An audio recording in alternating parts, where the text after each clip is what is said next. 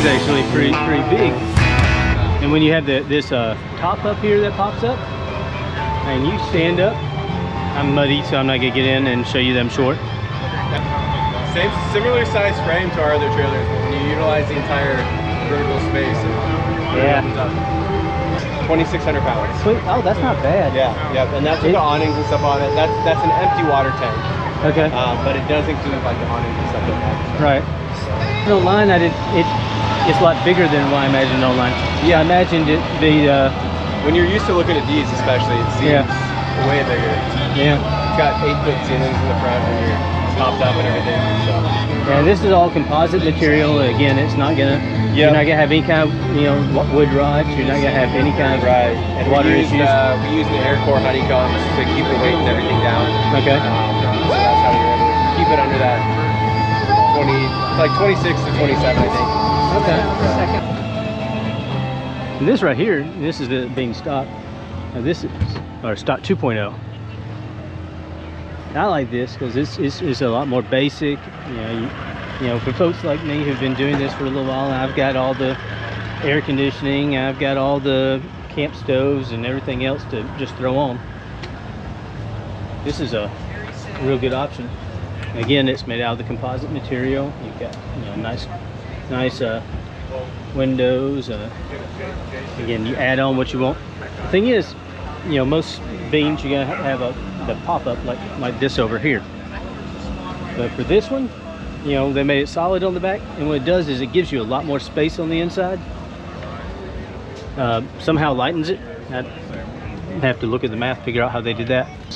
Now this one starts, if I remember right, it's $16,999. Like if I were buying one of our trailers, I'd probably buy the 2.0. Yes. I like the simplicity. I have all my own camping gear, so I don't need a full built-in galley. Right. But it's different things for different people. So everybody kind of has a preference on which way they go with that. And that's kind of where I am. I have, I have a stove, I have a scuttle, I've got a fridge, I've got, so I mean that just makes sense to me, something like that. And it keeps it super light. So starts 1175 is the starting weight on this, so you can tow about anything. But even towing it with my truck, which will tow all of the bigger ones, it's still so much easier, especially if you go off-roading, because you don't have to worry about that dragging you down at all on trails and stuff like that. How much weight did you save on getting rid of the galley? Quite a bit. So our next model up would be a mean bean. That one starts at, that's 1850 on the mean bean. So pulling that out, got this to 1175, so you're saving 600-ish pounds. That's a lot of weight.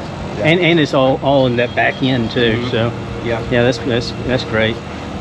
No, we start with the 2000 HD, which as long as you're not loading everything into this, it's great. If you're going to load it up with a whole bunch of gear or always have a rooftop tent and a lot of storage on it, you can upgrade to the 3500 HD like we use on the meter and the black beans. Right. But for most people, the 2000 is kind of the sweet spot there. It rides a little bit better. It's not so bouncy. But my wife, likes the square? She doesn't know it. Oh yeah. But she would definitely like the square more than she. Yeah. Because that's going to be that's built for more creature comfort. So that's nice. Yeah. It's going to be a really cool trailer. Hey man, thanks for talking. I'm Ben. Absolutely. Ben? Drew. Yeah. All right, Drew. Hey, that was Drew.